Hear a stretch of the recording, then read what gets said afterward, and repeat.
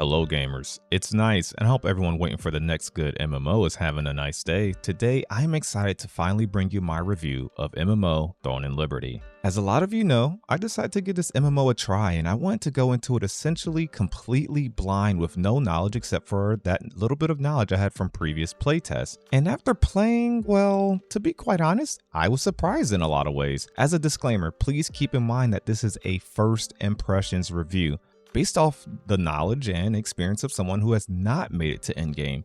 For this review, I wanted a true new player experience, which involved things like not looking up guides, builds, or tutorials. Also, please keep in mind that the following is just my opinion, and if I get anything blatantly wrong, I'll try to have a section in the description to pretty much keep an updated section of corrections. So if you have any questions, corrections, and or opinions, be sure to leave them below. In this review, I will go over general information about this NCSoft title, Throne and Liberty's changes and improvements since the video I posted last year, combat, visuals, questing, PvP, core gameplay features, pay to win, recent news, and lastly, its future and potential. And before we get into this, I just want to say that this video took a lot of time and work, so leaving a like and some feedback is very appreciated. If you enjoyed the video, please consider subscribing. Thank you as well to everyone who decided to become a YouTube channel member. Now with that long intro and disclaimer out the way, let's talk about MMO Throne and Liberty.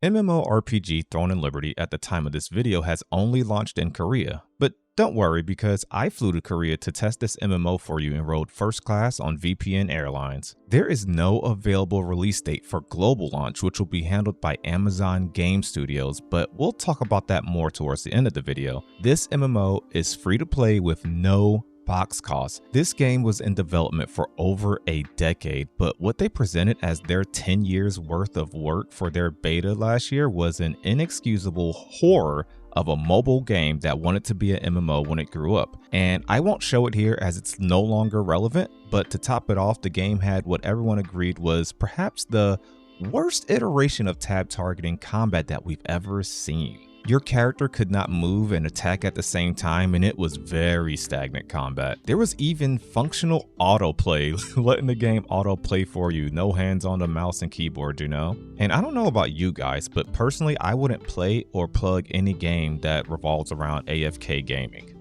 However, since then, Throne and Liberty has went into the lab and made huge improvements to the combat and removed the autoplay from what I can tell. So let's discuss the combat in Throne and Liberty.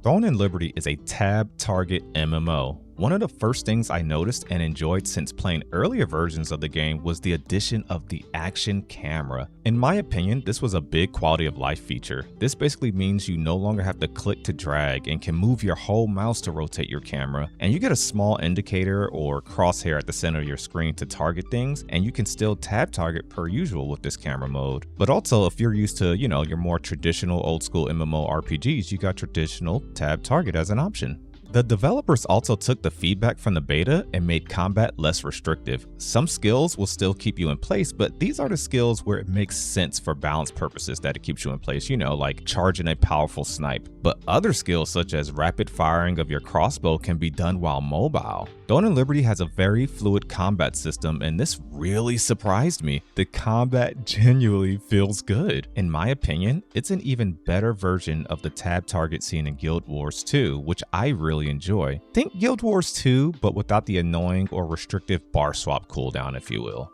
That's just my opinion, but it flows so well. You can have 2 weapons equipped at a time, but there's no bar swap needed. If you press a skill on your skill bar, you will automatically pull out that weapon to perform said skill. The purpose of bar swapping seems to be to determine your auto attacks, and pretty much that's it. Your basic attacks are indeed auto attacks, so once you click a target, you'll automatically perform these autos if you're in range for that auto attack. This feels even better when you have one melee weapon and one ranged weapon such as the staff and dagger combo. Speaking of weapon combinations, you aren't really restricted based upon the attributes that you selected. You can pretty much use whichever weapon combination that you want. I won't go into too much detail, but it really does look like every weapon combination can be made viable thus far. If you wanted to be a battle mage with a staff and sword and shield, you can really make that work.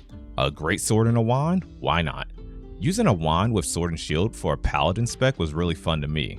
However, I eventually landed on greatsword and sword and shield, which is a lot of gameplay that you'll see in the combat, and I was going for more so of a tank role. There are currently the following weapons: staff, wand, bow, crossbow, sword and shield, greatsword, and the dual wield daggers. I can definitely foresee them adding more weapons down the line. Aiming AoEs and skill shots feel good, and the skills just really feel like they had like an impact to them, if that makes sense. You really gotta try it. There's normal stats to affect ranged combat that you would expect in any tab target MMO, such as evasion and accuracy. And similar to MMO New World, there's no race or class system, but your weapon combination determines your class essentially. One of the most impressive things for me is that each weapon has a sort of defensive maneuver which you can time right and be rewarded for, especially against enemy heavy attacks, which you'll see on screen as like a purple circle that gets smaller or whatever. It feels really satisfying to pull off. Think about it as like timing a parry in a Souls game. It's just so satisfying when you get the timing right and you get rewarded for it.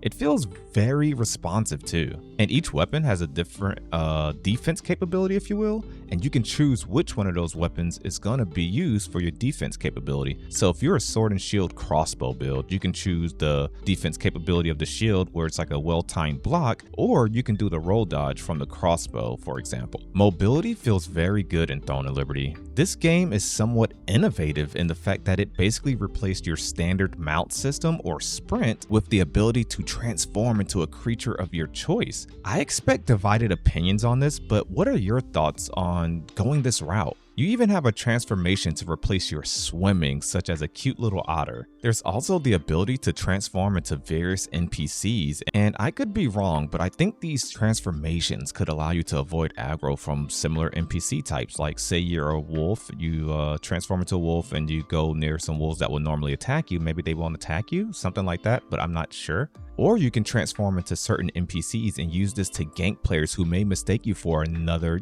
regular open world mob. But I haven't tested this yet, but I'm sure it's something that players do. And the reason I think this is because it replaces your name and everything like that, so you look like an actual NPC. However, despite how you may feel or not feel about the transformer to sprint or transformer to swim, I think we can all agree that the decision to replace traditional gliders with an actual flying transformation such as the eagle is pretty dang cool. This feels so epic when you jump from a high location with a great view. Speaking of getting into a high view, there's a cool traversal mechanic of grappling hooks, which I like, but I wish they were more commonly scattered throughout the world. You need a specific thing to grapple to and launch yourself into the air that way, and they didn't really seem too commonly scattered throughout the world in my opinion. You can actually fling your character really high and then transform into your aerial transformation and then go back to a grappling hook. Just a lot of mobility, cool things like that, and I just found that impressive. However, I don't know if it's a ping or connection thing, but grappling just did not feel smooth, It'll be weird because I had no lag or ping issues while playing with anything else, so I think this is just the system and the grappling itself just feels clunky. That's the best word I can use to describe it, is just clunky. So I think this mechanic needs work, and the best way I can describe it is your character has to be brought to a complete standstill before grappling sometimes. And sometimes grappling from an aerial transformation isn't always smooth, and as cool as it is, it needs help. It should flow a lot better than it does currently, because I would like to see mobility be really skillful depending on the timing and how you use it on the battlefield. It'll feel good turning into a wolf, grappling right from that form, and then flinging yourself into the air, and then going into your aerial transformation before landing behind your opponent, hitting them with a stun, and just using all this stuff naturally throughout combat, throughout a big battle. Unfortunately, that just doesn't happen often. Also, I won't discuss the passives and active skills, but just know I feel they are done right and they feel good to level. Even the leveling screen itself is designed to give you a little dopamine rush, and you feel good once you get those skills leveled up.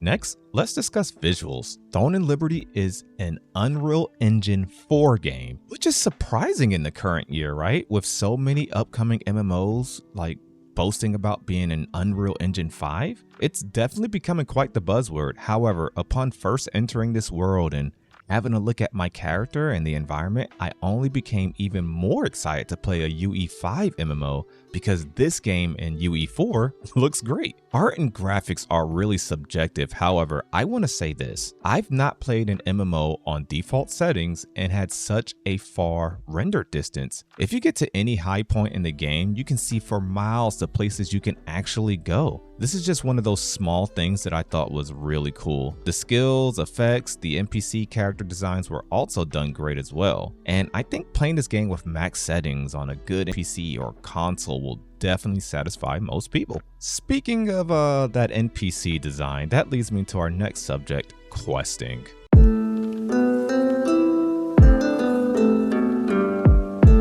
There's a lot of good, but some bad here. This game seems to be good at keeping your focus as to what's going on and why you're doing it, not just spamming dialogue for the sake of it all the time. And better yet, this says a lot because it's Korean vocals with English dub for me. So I imagine when there's more language support that it can see me even better. There's actual voice acting, which isn't always a thing in MMOs. The quest was some normal fetch quests, of course, but a lot of the main story had unique gameplay and fun combat opportunities in my opinion. I actually haven't had this much fun questing in an MMO since Guild Wars 2 to be real. However, very early on, I became very annoyed. When I'm playing a game, the one thing that annoys me is the slowing down of the player to complete the main story narrative. Sometimes it's not too bad, you know, in a game you'll get a message saying, hey, you need to be level 32 before this main storyline opens up, or before you can access this story mission. Or maybe that story quest is so difficult, you'll want to be level 34 and want to have more levels, gears, passives, etc. And you know what? That's quite fine. But what annoyed me about the way Throne and Liberty does it is things were being time gated. For example, a very early quest confused me until I realized there needed to be a specific event going on in order for me to complete it, and these events are on a schedule. So for a guy like me, you know, I get off work, I log in, I want to, you know, finish advancing the story. I can't because that event was 3 or so hours away. And I at least understood this or accepted it because the game wanted you to be aware of how these dynamic events work. So they made it mandatory that you would have to see one to advance the story. You know, cool, whatever, I could see the argument there. Well, what about later when I was even more annoyed on a main story quest where I had to leave a building that I just turned a quest in at and return later at nighttime? This is an MMO, so there's no resting to accelerate time like in a typical RPG or survival game. I had to literally wait quite a long time for nighttime to occur just to go back in this house that I was just in and kill an NPC. A quest that took place inside of a house, I'm gonna say this again, inside of a house, needed it to be nighttime outside. Yeah, I was pretty frustrated. I can only imagine how much more of these elements exist throughout the rest of the game's story, but overall, when not getting time gated, things felt pretty good. I really like the solo and the group challenges and dungeons and stuff like that, and I cannot wait to delve more into them. Throughout the course of the video, I'll try to have some dungeon gameplay scattered in the background so you guys can get an idea of combat and dungeon combat and gameplay that you can expect when you pick up this title yourself. And we'll show some more of that combat right after I briefly discuss PvP.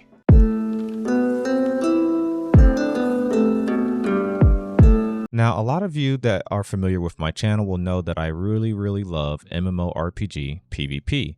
However, I did not make it to PvP endgame on Throne and Liberty. However, from the little bit of dueling that I did in the dueling arena in the starting town with a buddy who was leveling up beside of me, it was pretty good. The combat feels good at our level and your cooldowns seem to have a lot of weight on them. I'd say with the limited time that I tried it, it was fine. But trying to attack a player even 10 levels higher than you was a death sentence, and literally all your attacks would just miss the opponent. And you kind of just get that hint that gear does matter a lot, like most games, right? There was also a world event that occurred near me, which apparently makes the area a flagged PvP zone. There was a lot of players attacking each other and the boss, which sounds like some good PvX fun. However, for me, I was level 20 at the time, and whenever a player focused me, I was getting one shot or maybe two shot. maybe 2 shots sometimes. And I thought I had to go over there to loot the boss to get my rewards for the event, and every time I came back to try to loot the boss, I was literally just getting 1 and 2 shot by players. And well, that's why I learned that there's XP debt on death apparently. But luckily there's a priestess in a couple of different locations who you can purchase back this lost XP from, you know, just for the price of some gold. As I said, this is a new player and first impressions review, so I don't have much to say on PvP. But from what I can tell, the game is not solo friendly, and it has a huge focus on guilds, which, depending on who you are, can make or break things for you.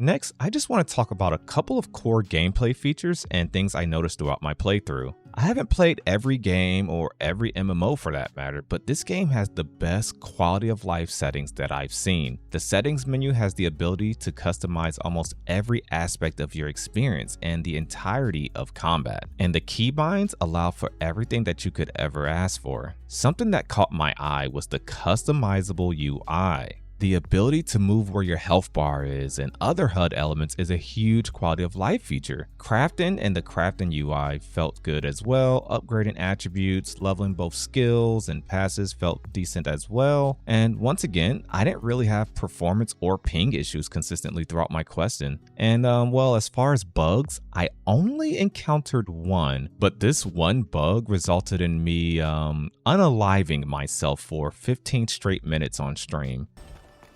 Please transform.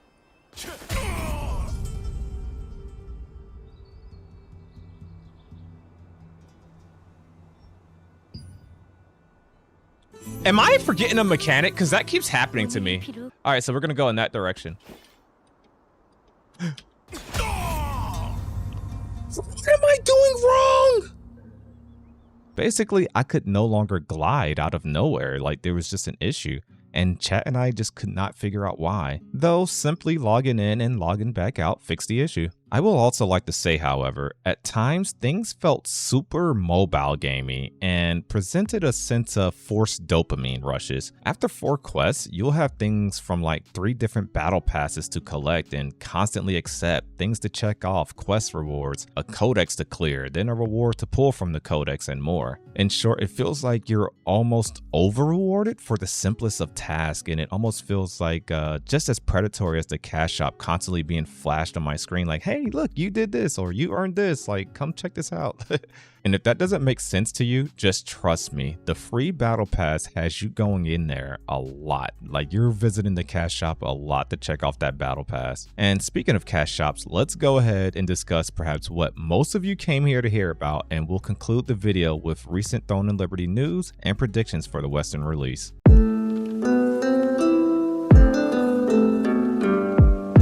MMO Throne and Liberty is not only a free-to-play game, but a Korean MMO. Those two things together perhaps has already alerted you to where things are headed. While Throne and Liberty isn't the most pay-to-win game ever, it is, in my opinion, pay-to-win. And I didn't have to do any extra research other than trying to buy something off the guild trader or auction house, if you will. Anyone claiming Throne and Liberty isn't pay to win should perhaps be checked into an insane asylum. I know I'm a new player and could be missing the bigger picture, but upon looking at the auction house and seeing that things are bought and sold via the store currency, I was appalled. I had saved up 700k gold, which is perhaps not a lot, but to me, I mean, it made me feel like I was a millionaire at the time. And I managed to save this up just through normal questing and figured it was time to check the traders and maybe get a jump start on some of my gear, right? Maybe pay 100k gold for a better sword. And to see that things on the auction house was a separate currency was absolutely appalling. Legendary items and important materials locked behind what can be looked at as a player-ran cash shop. This currency here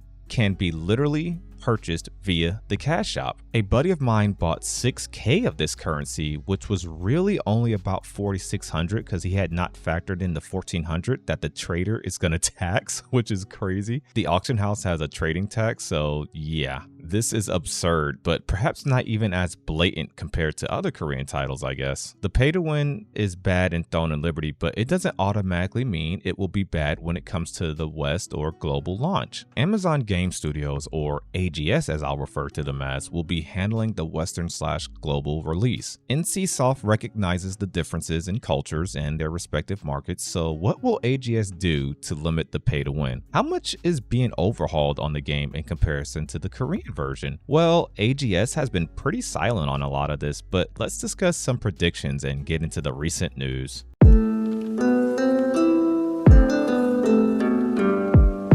There has been no word from NCSoft or AGS on when we'll get our hands on Throne and Liberty for the global launch, nor do we know how this game's pay to win will for sure be handled. At the end of the day, this is a business that needs to make money, especially if we want things like DLC, updates, and server maintenance, right? I would theorize that the game will not be free to play here in the West and will undergo a box cost. Maybe not like a $60 to $70 box cost, of course, but one definitely in maybe the $40 or less range. That's just a wild guess though. Either that or we could see different practices implemented, like a mandatory monthly sub fee, or perhaps we'll just see some pay to convenience things implemented, like The Elder Scrolls Online, where you have to pay if you want any kind of manageable bag space or storage space. I wouldn't imagine Amazon nor NCSoft are gonna really bet on the fact that optional battle passes are gonna be fun in them and just hope that all the players get the battle pass. But then again, the MMO player base is desperate for a good MMO. The launch of New World, as bad as it was, saw record-breaking numbers. Throne and Liberty is also coming to console, and if that happens simultaneously with the Western release, interest will skyrocket as there aren't really many options for console MMOs. Either way, we don't really know right now, but we can only hope that AGS nullifies the pay to win, and we can only hope that they learned from New World's launch. Last but not least, before our conclusion and summary, I want to go over two instances of recent news that occurred. First comes from throneandliberty.com, which I'll have linked in the description. This may or may not mean anything, but it could be hinting that the global release of Throne and Liberty may be getting a play test here soon, and then maybe a launch announcement after that would happen. This is due to a Steam file registry or something like that. There's no date, but with all the recent silence, I imagine a beta sometime in the next month or two, and then maybe a launch announcement after that. Hopefully it's not too far out, as people are wanting a new MMO, and with Ashes of Creations Alpha 2 approaching in Q3, I hope it's sooner than later. Now, our second bit of news is that NCSoft's financial report was released showing less revenue than the previous year and quarter. This is troubling because, Throne and Liberty released. Per massivelyop.com, which will be linked in the description, apparently NCSoft tried to mask the game's revenue performance or lack thereof on a recent earnings call. And when pressed on this, NCSoft told investors that Throne and Liberty had underperformed and that it's working on sorting out things with the game's rocky launch. And maybe alluding to that they're kind of really putting all their eggs in a basket, hoping that Amazon's global release would make things better, I guess.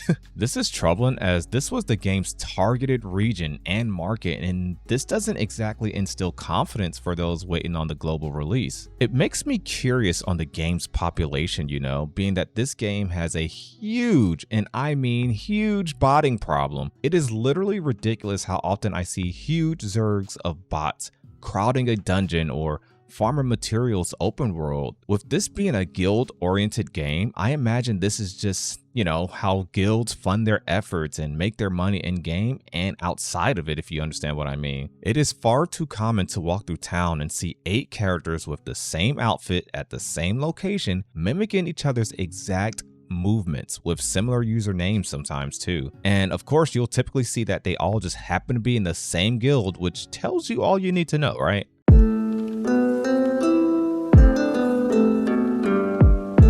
In conclusion, the combat in this game is really good, but it's surrounded by a lot of pay to win and bad botting issues. The questing and story seems great thus far, and by being able to play this game for free, it will literally cost you nothing to at least give it a try. I will perhaps halt my current playthrough in belief that we'll be getting a global release beta soon. I really hope AGS sees that they have potential with this global launch and is learning from the mistakes of the Korean version of this title. As I mentioned, I think this is the perfect time to get an MMO just out there, as most of us is just buying time until the next big thing is released. I see a lot of potential for this title, and I'm thinking that just the fact that it's a new MMO and the fact that it will come to console, NCSoft will eventually see success if they handle it right. I don't see a lot of hype or sense of community around Throne and Liberty as of late, and I wanted to wait until I saw no one was really covering Throne and Liberty a lot before giving it a try. Wanted to wait for the hype to die down. Plus, I was just hoping for some news from Amazon on a release date so I wouldn't have to play the Korean version. If I had to give my suggestion to those wanting to give this game a try,